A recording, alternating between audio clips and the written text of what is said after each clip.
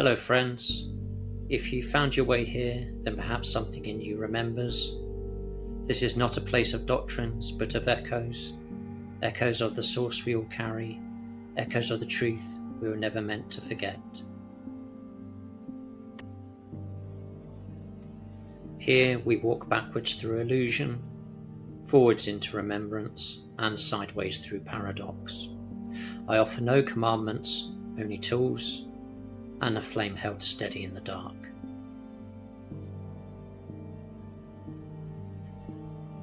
Welcome to the 9th video in the series on the true nature of reality and consciousness, and the 2nd video of the history of the Earth. Before we begin, I will issue my standard caveat. What I'm about to tell you is assessed by myself to be approximately 70 to 80% accurate. I give you the broader picture and the general direction. For the details and verification, you'll have to seek it for yourself, as you should and as you must. For one of the rules of the universe is that the truth may only be given to those who are able to resonate with it, via means that they're able to accept it in. This is one of the reasons why some of the most accurate channels only have a couple of thousand views. In the last video, we traced the cosmic Polarity Experiment, and I talked about the establishment of a coherent service to self, or STS force, within this universe, and a subsequent galaxy-wide polarity war that is still in progress but is now in a lower ebb. In this video, I will focus on the early life of our solar system and the first 3 waves of intelligent life that inhabited the Earth. I will remind you that this information is primarily a carefully curated synthesis of all the recurring information from mythology, theology, theosophy, the occult, NDEs, and ufology into a cohesive whole that is the most probable chain of events. I will be providing commencement and end dates for all epochs, but heavily caution that all dates are median dates based on the best groupings of sources, and therefore should only be taken as extremely rough estimates that could be out by tens of thousands of years when considering the epochs closer to our own, and millions of years out when looking at the first 2 epochs.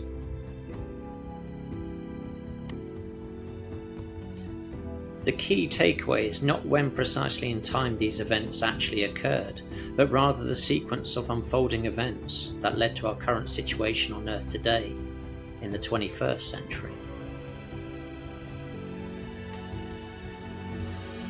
As previously stated, the standard 14 billion years since the creation of the universe is probably largely correct.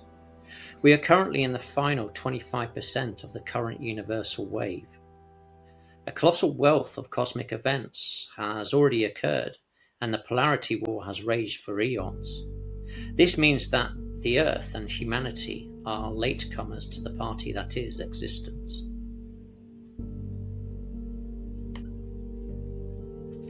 The Earth was formed and terraformed by STO architects and co-creators of the all, known to us as the Elohim. This occurred when the Galactic War was still raging but far away from our sector of the galaxy. The Earth's environment was prepared for our eventual coming with the megaflora and fauna found in the fossil records.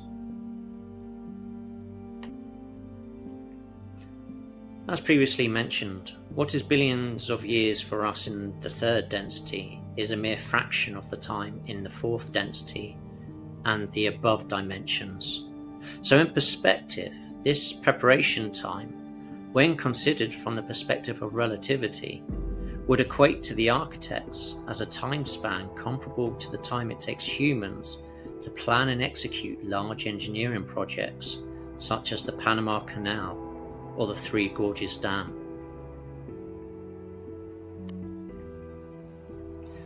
There is also heavy testimony and evidence to suggest that when the Earth was first designed, it was not intended to be part of the polarity game, which occurs on dedicated crucible planets.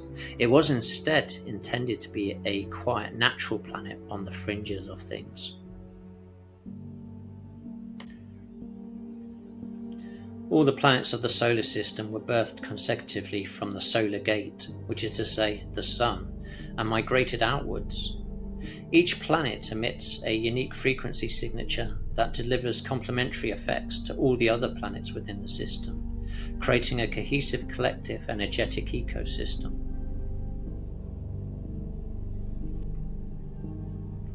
Amongst the planets birthed into the system was a planet known to us as Maldek. It existed in what today is the asteroid belt between Mars and Jupiter. Roughly at the same time as the first wave of inhabitants were being introduced onto the Earth, intelligent beings were also being seeded on Mars, Venus and Maldek. Monitoring and managing all these civilizations within the system was a fifth density service to others, or STO, council that had assumed custody of the Elohim's creation and taken up residence on the inner planes of Jupiter and Saturn. The very first inhabitants of the Earth were the Polarians. They were a non-physical, etheric being composed of subtle energy and light. They existed in a dreamlike, undifferentiated state of unity, lacking gender, individuality, or even true self-awareness. Their consciousness was group soul orientated, akin to an elemental or an angelic presence, so utterly unlike modern humans from a physical, mental and spiritual perspective.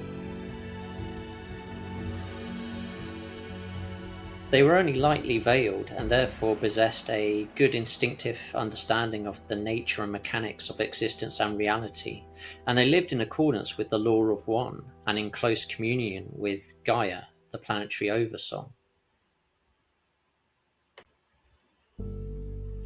They inhabited Earth almost 2 billion years ago during its formative stages, when the planet was still cooling and condensing from solar plasma. The environment was primordial and fluid, with no solid continents or biological life as we know it. At this point, it was considered a natural planet by the universal standard and was semi-etheric, with thinner veils and higher elemental fluidity. The planetary field had only just reached the conditions to host structured consciousness. The Polarians' purpose was stabilization, seeding, and harmonic encoding of the planetary grid for the future waves of humanity. It was a golden age of symbiotic stewardship, and for 1 billion years they co-created with Gaia. This civilization ended successfully via graduation to the fourth density, leaving virtually nothing behind of them other than the refined condition of the Earth itself. This civilization did not err in its behavior and conduct, and in fact it had little ability to actually do so. So there was little to no ability for STS to exploit, and therefore they were not exposed to the polarity game. The second wave of souls to inhabit the Earth are known as the Hyperboreans, and they commenced about 800 million years ago. Occult traditions state that this age was before the Earth had an axial tilt, resulting in perpetual daylight and a temperate climate even at both poles. They lived on a continent that comprised of northern Canada, Greenland, Iceland, Scandinavia, northern Asia and Kamchatka. In appearance, this wave matched the standard model of all life forms for this solar system. They were humanoids, golden yellow in colour, more physical than the Polarians, but still semi-etheric.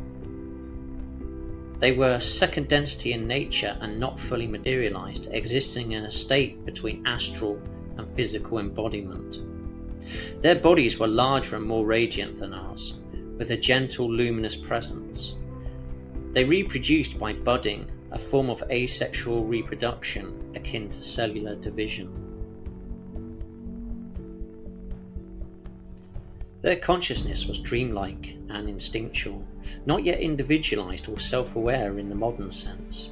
They were guided by cosmic rhythms and elemental forces, living in harmony with planetary energies. They served as a bridge between the purely etheric Polarians and the more physical third wave that was to follow them. They began to anchor the etheric blueprint into denser matter, preparing the Earth for the third wave embodiment. Their society is often described as peaceful, radiant, and attuned to the solar cycle, with no conflict or polarity. Their presence ended with graduation to the fourth density after approximately 500 million years. Like the Polarians, this civilization did not err in its behavior or conduct, and therefore never experienced the polarity game.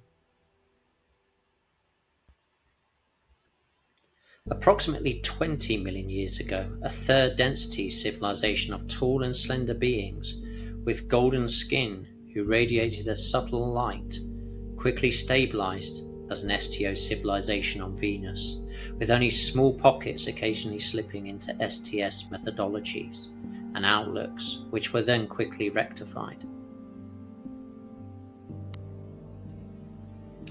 These beings were philosophical, harmonious, and spiritually focused. They had a thinner veil than what we have today, and they had strong adept traditions. They lived under harsh planetary conditions, which helped catalyze rapid spiritual growth. They would come to interact with their neighbour humanity at various points in our time, once they themselves had graduated to a fourth density society after spending 100 million years in the third density. They subsequently opted to become a social memory complex in order to begin their journey back to the All, and they assisted in the enlightenment of local third density societies on their way back with a serene and loving vibration, which is palpable to all those who encountered them. In the third density today, the planet Venus appears inhospitable and uninhabited to us, but life still currently persists there at a higher vibrational density. 18 million years ago, the third wave of humanity incarnated en masse upon the Earth. They were the Lemurians. The Lemurian civilization was arguably the first true type of human being, as they were far more physically corporeal than the previous two waves. Their civilization was also marked by a dense atmosphere, primal willpower, and the earliest stirrings of moral polarity within the human soul. The general geography of the Earth was by this time similar to that of today, but the sea level was much lower and the atmosphere was particularly thick, foggy, and saturated with fluidic water and unstable land masses. Between the departure of the Hyperboreans and the arrival of the Lemurians, widespread animal and plant life had been introduced both on land and in the sea. The dinosaurs and their ancestor predecessors had been introduced first and then removed by mechanisms of mass extinction, having fulfilled their purpose of transforming the material conditions of the planet close to what they resemble today. The subsequent remaining life forms were introduced or developed using samples taken from existing cosmic libraries, which were seeded upon the Earth by fourth density STO extraterrestrial races. And this is also true of the human vessel itself, in all its expressions of species and race.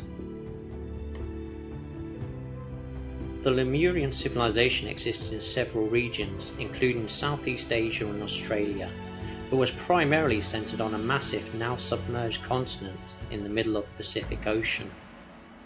The Earth's volcanic activity was intense, and the climate was warm and humid, largely ranging from 25 degrees Celsius to 40 degrees Celsius, or 77 degrees Fahrenheit to 104 degrees Fahrenheit.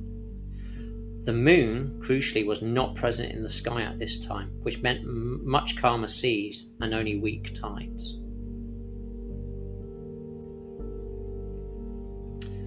The Lemurians' physical vessels have been built comprising a contribution of DNA strands from all the primary civilizations of the STO Galactic Federation in order to create a unified entity, a child of their collective civilization.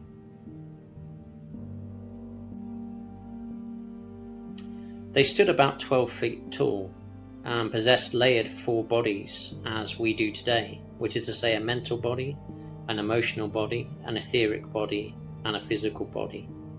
Their etheric body was extremely dominant and therefore much denser than ours, and it almost replaced the physical layer. Their heads were proportionately larger and more oval shaped, while their skin was semi-translucent or pearlescent in many subgroups. Their massive forms were not heavy. They existed partially out of phase with this density. Some gifted individuals possessed the ability to phase partially out of 3D visibility, much akin to the Sasquatch Yeti legends of today. Thought images were powerful but fleeting, and they had few linear thoughts. Communication was primarily telepathic and harmonic, not linguistic. Sounds were used to express sensations, not ideas. Therefore, their vocal cords were underdeveloped in early generations. Emotionally, they were tribally collective, diffuse, and largely non-reactive unless heavily provoked. There was no need for arguments, abstraction, or extrapolation. They simply resonated the truth to one another. Their individual lifespans would have typically been between 700 to 1,000 years, which is the galactic norm. They initially possessed little to no veiling in the early stages of their epoch, which allowed for the retention of partial memory of their spiritual origin and function. This meant that, like many of the STO extraterrestrial races that humanity has come into contact with, they knew not to fear transitioning, which meant that death was often conscious and a voluntary choice for Lemurian elders when they felt that the time was right. They were not designed to individuate fully, which is why their civilization was not plagued by identity-based conflict like ours is today. They did not experience sharp, localized emotions. Their field was wave-based, akin to feeling weather shared across a group, and they had no concepts of jealousy, possession, shame, or grief as understood now. They experienced ambient fluctuations of mood, but not narrative emotion. Modern humans, by contrast, and for context, have emotional bodies heavily entangled with identity and survival trauma.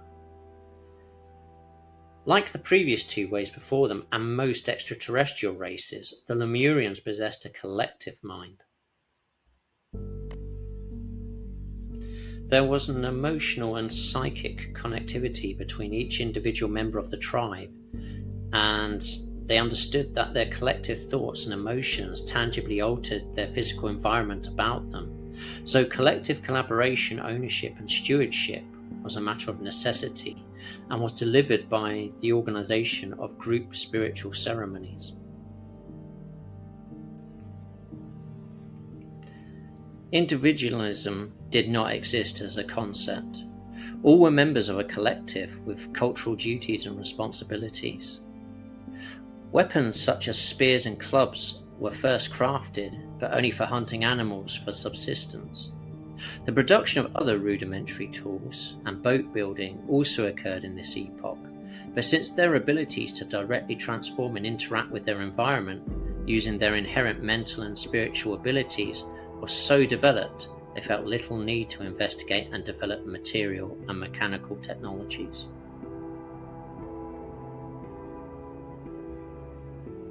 They lived communally in small tribal groupings, much like those that can still be seen today in the Amazon basin, Borneo, and Papua New Guinea.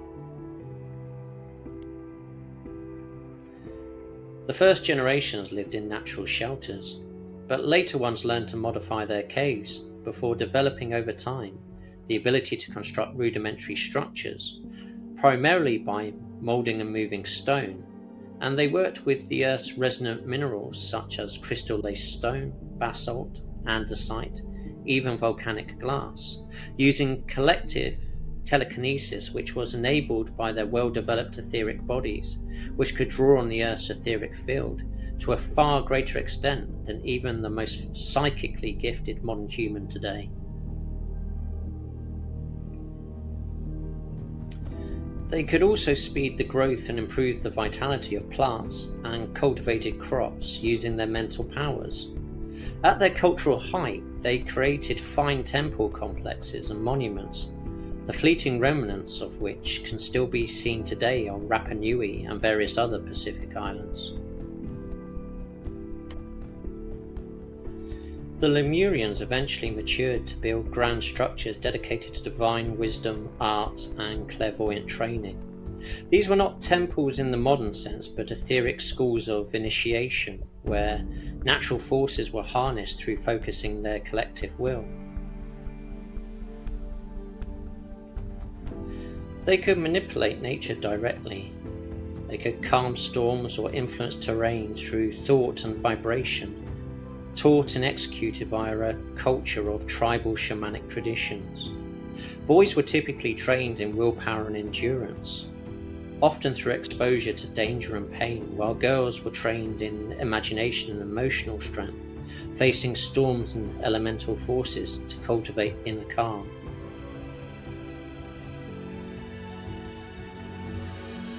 Those who couldn't endure were excluded from spiritual advancement, reflecting a harsh but focused evolutionary ethic. Their culture would last for close to 6 million years, and during that immense time there was a great shift and alteration in their development that mirrored and was shaped by the geological upheavals that often shook their societies. Just as they had the ability to influence their environment, the converse was also true, and these upheavals caused considerable distress to those affected. These were probably divinely designed catalysts to ensure that the Lemurian experience wasn't too sedate, as well as preparing the planet for the epochs yet to come. This epoch of man lived as one with nature for countless generations. They were the Earth's high harmonic, feminine-coded, Gaia-integrated 3D civilization. The main hardship was battling the vagaries of the environment when human action brought it out of kilter and risked bringing storms and other catastrophes onto a village. But life itself, for most people, was a simple and pleasant enough affair.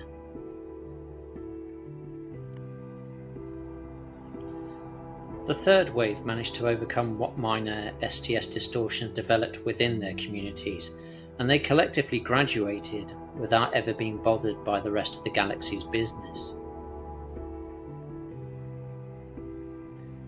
Whatever extraterrestrial visits occurred were STO and higher dimensional in nature, and because both cultures would have been very similar in means and mode, the interactions would not have been dramatic existential encounters, but rather fleeting and welcomed neighbourly visits.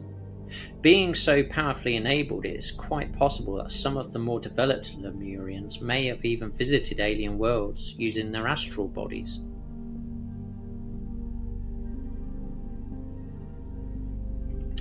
The Lemurian civilization was effectively brought to an end approximately 12 million years ago by a sustained series of seismic and volcanic cataclysms that sunk the central continent beneath the Pacific, leaving only the highest points above water level, such as Hawaii, Rapa Nui, the Solomon Islands, and most of the other Pacific Island nations that exist today. When the Lemurian age finally collapsed, the Earth grid contracted, and smaller, denser humans were necessary to interface with the changed planet.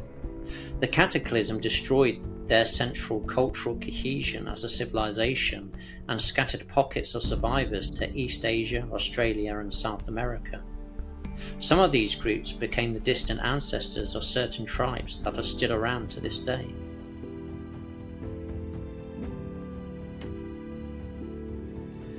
Those few Lemurians that did not graduate remained reincarnating upon the Earth, but the planet itself was no longer able to grant or support the size of their previously well-developed etheric bodies, so each successive generation became markedly weaker in ability, and eventually they collectively lacked enough mass and cohesion to sustain their practical means of living, and so their once powerful group ceremonies became futile endeavours and eventually transformed into mere cultural relics that were passed from one generation to the next.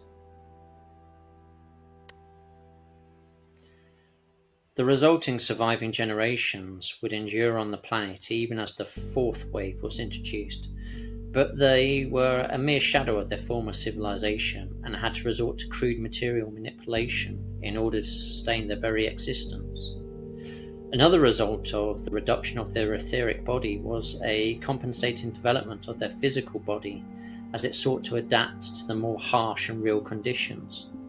The current human reproductive system also came into being towards the end of the Lemurian epoch. They also developed early language and fire usage. The first great creation stories involving the great turtle, serpents, eagles, whales and wolves and other familiar creatures from the natural world sprung from these remnants of Lemuria and rippled through time to reach us to the present day.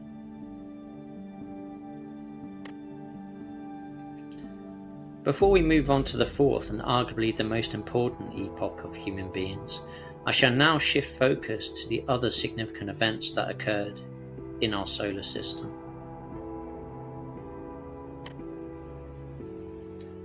On Mars 4 million years ago, the beings were similar to their Venusian counterparts. Tall humanoids with golden skin and a visible aura.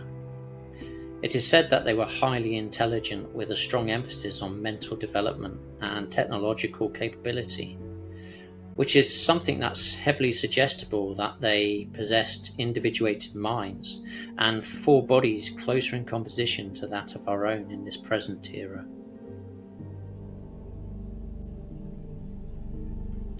Their society had advanced systems for energy manipulation and planetary engineering. Their intellectual focus soon outpaced their spiritual integration, which led to imbalance. Martian culture struggled with polarity distortion, meaning that they had difficulty choosing between service to self and service to others. This confusion led to karmic entanglement, making their spiritual harvest impossible on Mars.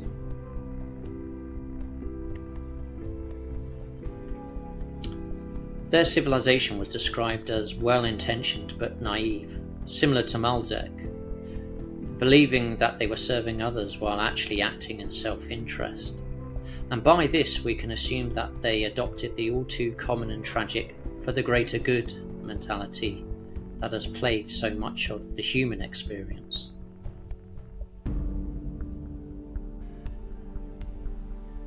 The beings that lived on Maldek also entered the third density phase of being approximately 4 million years ago. They were similar to the Venusians and Martians in composition, and all three of these civilizations were initially in regular contact with one another. The Maldekians developed into a highly structured civilization with advanced technology and a strong intellectual culture, so again similar to our own minds and culture. They specialized in record keeping and administration, and as well as developing complex technologies, they also developed organizations. Like many STO societies, they made the mistake of straying into adopting STS principles. First by group decisions to develop hierarchical structures within their organizations and society at large. And this mistake was then further amplified when it was inevitably exploited by subsequent individuals who became enticed by the prospect of competing for positions of authority. These individual corruptions then led to factional splits. Unaware of their own corrupt competing STS viewpoints, the collective civilization developed ever more powerful technologies, including weapons of war and mass destruction, such as nuclear weapons, weather weapons, and other types of weapons capable of delivering planetary-wide destruction.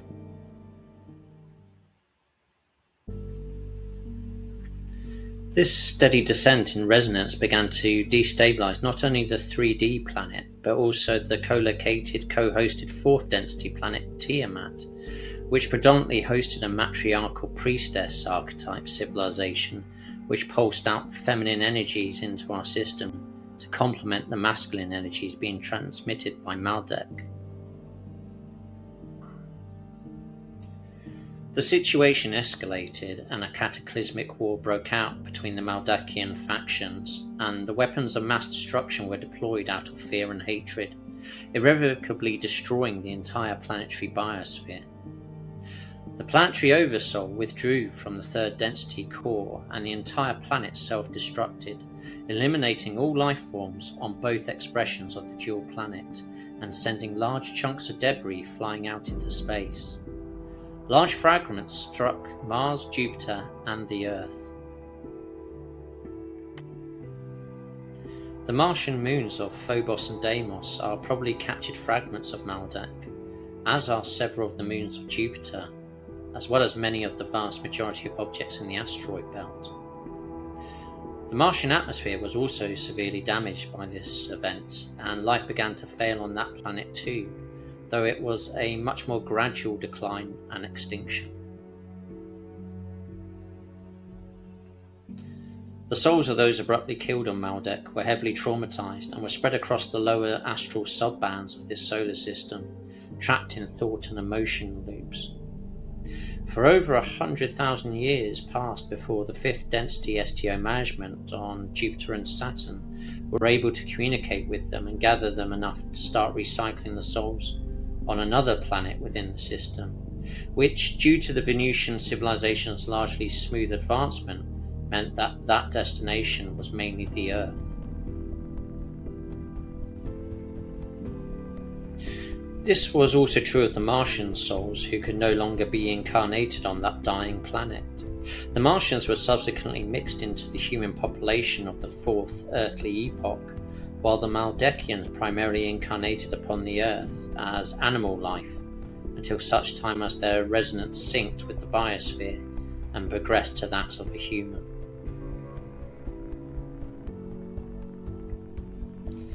And here I'm going to have to pause the history, as the 4th wave of humanity deserves sufficient elaboration without making this video overly long.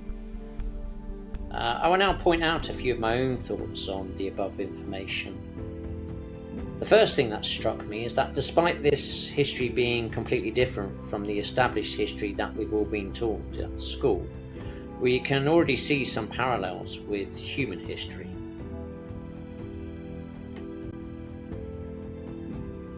This is not only because some of the confused or bad apples from Mars and Maldek ended up incarnating into our societies and continuing their old ways, but because STS patterns of thought and behaviour are highly blinkered and predictable, nearly always following the same inevitable course. STS thinking and behaviour can occur naturally without external importation or invasion, when souls stray without awareness from STO thinking and values. In the above account of the solar system, there was no external physical STS incursion. The disasters on Mars and Maldek were fermented and delivered locally from within this system. This means that the threat is within us all, and an external enemy is not required for us to fall. We all have free will to err, so we must first and foremost always be our own harshest critic, as well as stewards to one another. Another thought is that linguistically the prefix mal means bad, and the suffix dek in Indo-European etymology is related to both seeing and to the esoterically significant number 10. This potentially makes Maldek a planet of ill perception and a failed system that ended its cycle prematurely. Suffice to say that this, like all the planetary names known to us, They are human assigned names, and each planet possesses its own oversoul and its own true name.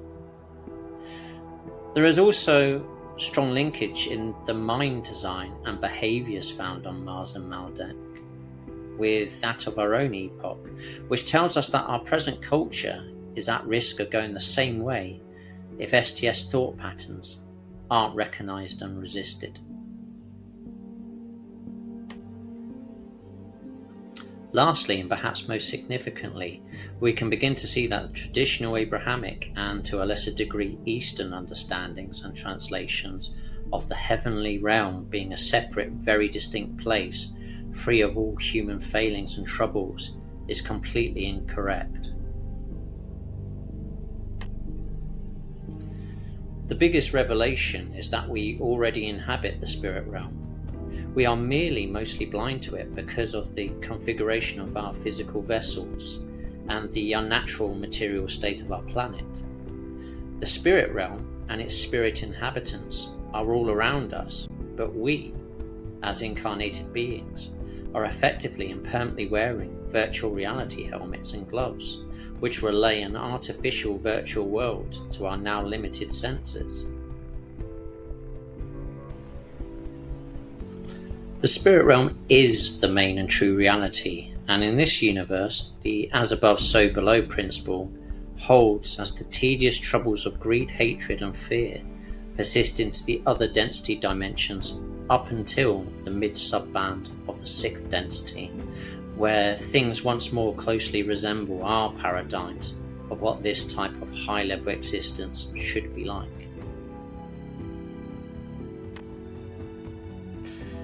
This might sound like somewhat negative news, but by deploying the glass half empty principle, we can also understand that there's everything to play for in our current lives in the 5th epoch.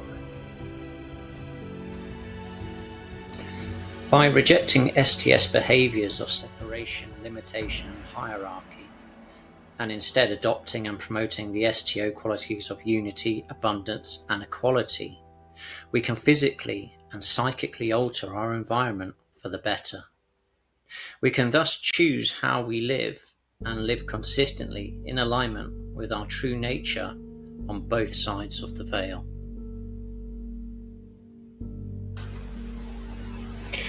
You don't have to believe any of this, just hold it like a metaphor and see where it takes you. I suspect that you'll be surprised. Until next time, take care and goodbye.